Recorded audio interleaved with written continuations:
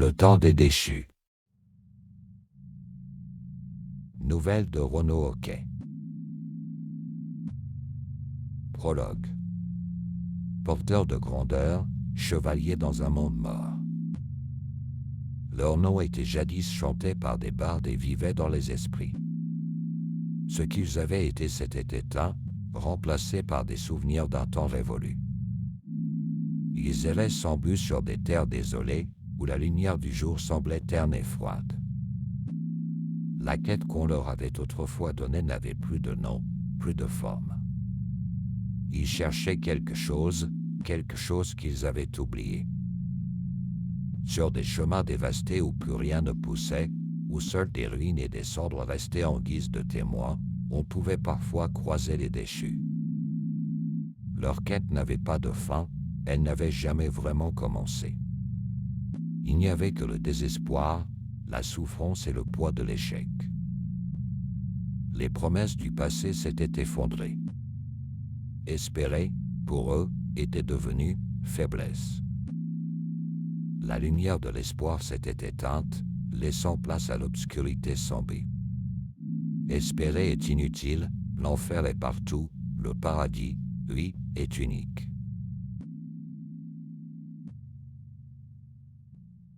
Chapitre 1. Le poids de la justice divine. Sous le crépuscule rougeâtre, deux hommes se tenaient au bord du monde, là où la terre se fond avec l'infini. Le fou sage jouait avec une brindille, ses yeux fixant les nuages remplis de pluie.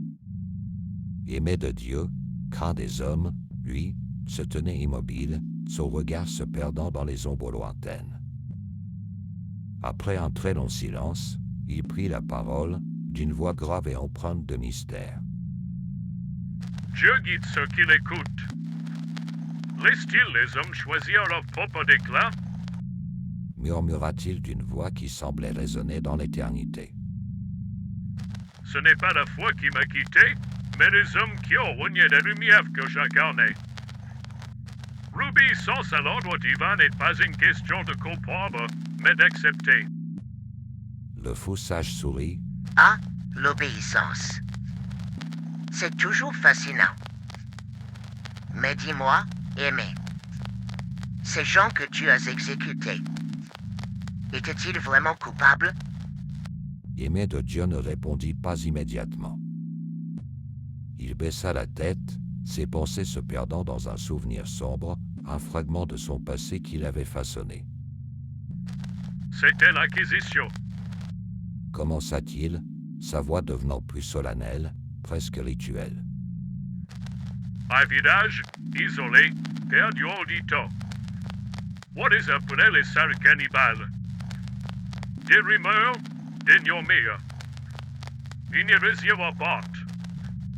Qui sait ce qui était vrai?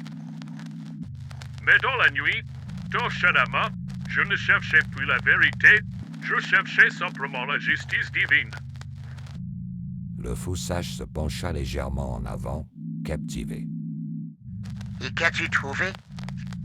Aimé leva les yeux vers les cieux lourds, les mains tremblant légèrement alors qu'il continuait. J'ai trouvé la seule chose que cette terre connaît, la violence. Pas celle des hommes, mais la mienne. J'avais juré de défendre, de protéger. Les flammes. Voraces, gris forestiel. L'odeur de la chair brûlée emplissait l'air, suffocante, étouffant tout, même la pitié.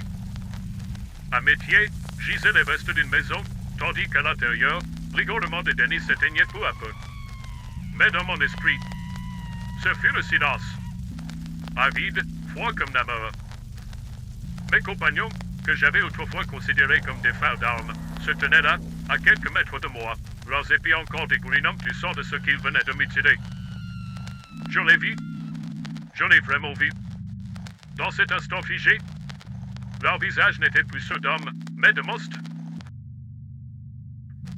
Et devant, gisaient les fillettes et leurs mères, déchiquetées comme de vulgaires poupées de chiffon, leur sang formant un lac écarlate nourrissant la terre. Leurs yeux vidés étaient encore grands ouverts. J'étais là, spectateur, et pourtant, je ne ressentais rien. Uniquement la chaleur suffocante du brasier et l'écho lointain des derniers cris qui mouvaient dans les flammes. Roman n'est qu'une absence d'objet. Ce jour-là, je l'ai compris. Ce village, qui fut coupable ou innocent, n'était plus qu'un des œufs calcinés. Il fit une pause, le visage figé. Puis reprit. La guerre, fardeau de la justice divine. Mais ce fardeau, fou sage, ce n'était pas celui de Dieu, c'est le mien. Et je le porte jusqu'à ce que tout s'effondre.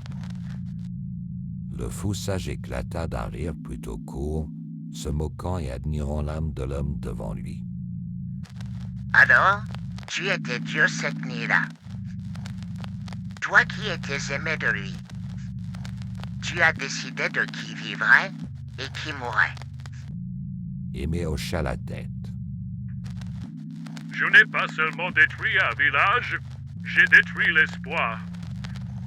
Il se tourna enfin vers le fou sage, le regard lourd. Peut-être que Dieu n'a jamais parlé. Peut-être n'ai-je entendu que mon propre écho déguisé en sa voix. Le fou, cette fois-ci, ne rit pas. Il laissa le silence s'installer à nouveau, tandis que la pluie commençait à tomber, fine et froide, lavant lentement les souvenirs d'un passé trop douloureux.